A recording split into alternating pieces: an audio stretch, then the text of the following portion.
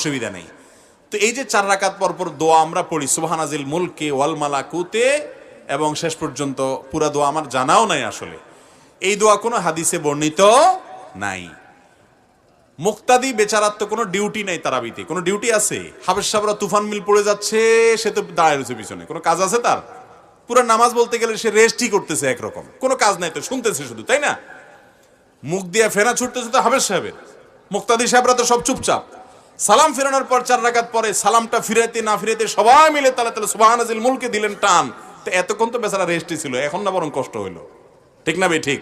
তাহলে এই বসাটা যে রেস্টের জন্য, রেস্ট হলো কোত্থেকে? আর খোলাসা কথা হলো, 4 রাকাত পরে যে দোয়া পড়ি আমরা, এই দোয়া কোনো হাদিসে বর্ণিত বা এই টাইমে পড়ার জন্য কোনো নির্দেশিত বিষয় নয়।